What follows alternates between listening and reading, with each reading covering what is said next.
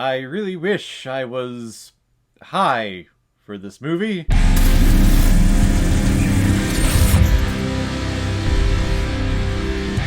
Shock Treatment, released in 1981 and is directed by Jim Sharman, who is also behind the predecessor to this movie, The Rocky Horror Picture Show. And I'm going to be honest, I just found that out while recording this review, that this is a somewhat sequel to Rocky Horror Picture Show. I know it had the same feel, and it had a couple of the same actors in it, but apparently Brad and Janet are the same Brad and Janet from Rocky Horror Picture Show. And yeah, totally went over my head, but I'm not a big fan of the Rocky Horror Picture Show. I just don't get it, so you can imagine my enjoyment level of watching this movie. But this movie is starring Jessica Harper, Cliff DeYoung, Richard O'Brien, Patricia Quinn, Little Nell, Ruby Wax, Charles Gray, and Barry Humphries. And the reason why we're talking about Shock Treatment today is because it was a PayPal recommendation and donation from a big contributor here in the final month of 2024, Jeffrey Fry. Thank you very much for your recommendation. I can't remember, did you also recommend Rocky Horror Picture Show? I can't remember. I should have gone back to look before I started recording this.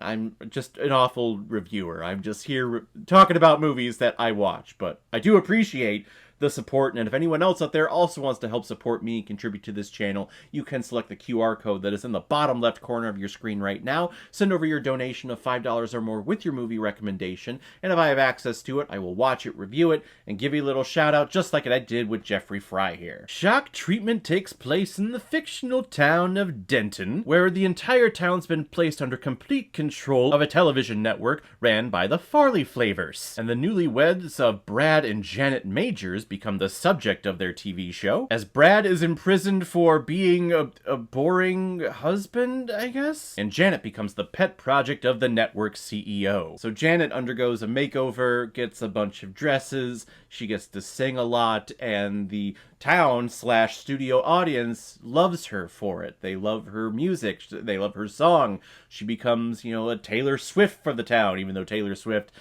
probably wasn't even born back then. And then Brad is just cooped up in a prison cell because he's nerdy and he's boring, which we already knew that from the predecessor Rocky Horror, I thought, even though I didn't realize that this character and that character were the same character, so what do I know? But it all turns out that Brad actually has a twin brother who is the CEO network person, and they go at it, and then Brad and Janet fall in love with each other. That was one of my favorite parts of the movie, is the German/Italian doctor, whoever he was, just talking to Janet. Janet, where are you? Janet, we got to make you a star, baby! Whenever he came on screen and he was entertaining the crowd and he was talking with Janet, I was loving his character. Just mainly from the presentation. I really don't know what he was doing.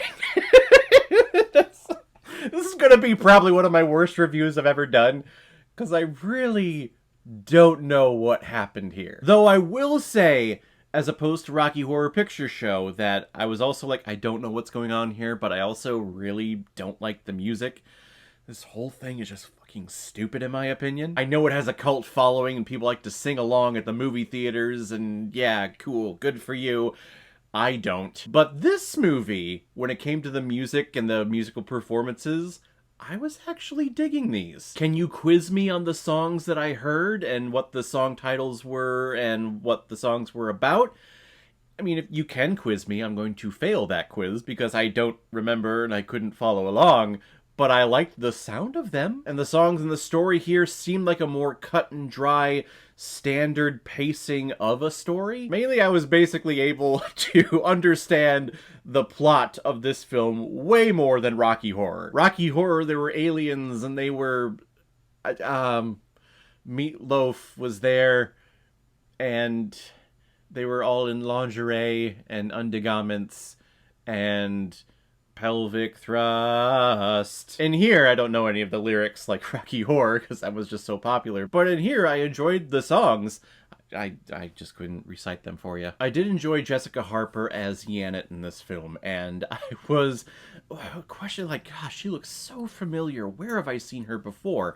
And a similar film like this one, Phantom of the Paradise, she was one of the characters and one of the vocal performers of that film. I'm like, yep, that recollects everything for me, and yeah, you are being pigeonholed into the same type of movies, because Phantom of the Paradise is very similar to these two films, where it's just music and it's weird and supernatural. And yeah, there was one shocking aspect about this story where Janet is, towards the end of the film, is crowned Miss Mental Health.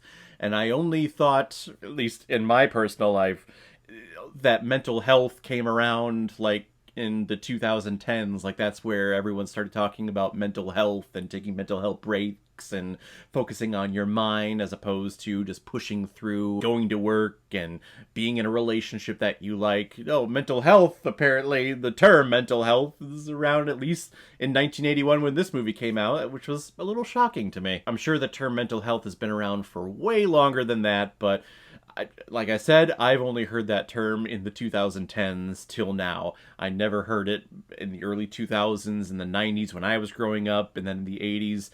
Back then, it's kind of cool. Mental health has been around for a long time and is important, and if I had a sponsor from things like BetterHelp, I would definitely insert that here. Fortunately, I don't, but hey, I'll accept any sponsorship you want to throw my way, guys. Shock treatment was shockingly... yeah, Jeff. I'm so confused, but that wasn't intentional, but that made me laugh. But I was shockingly entertained by this film. Again, it's not something that I'm going to remember or quote or understand what was going on here, but I enjoyed the music. I enjoyed a couple of the characters in here. If you are a fan of Rocky Horror, I would assume that you like this film, though know that the story is a lot more straightforward and more linear as opposed to Rocky Horror, which was just, in my opinion, all over the place and was just weird for being weird's sake. I'm going to give Shock Treatment 2.5 out of 5 Blu-rays. I found that if you have a goal, that you might not reach it. But if you don't have one, then you are never disappointed. And I got to tell you, it feels phenomenal. So guys, if you've seen Shock Treatment, what did you think about it? Or if you've never seen it before and you stumbled across it because of this video, then comment below and let me know what you thought about it. And as always, if you like what you see here, if you like my take on movies, then hit the subscribe button to make sure you hit that bell. See you all the next time I release my next movie review. So guys, I will see you next time on the channel, but in the meantime, be well, be good to each other, and go watch a movie. Take care, guys.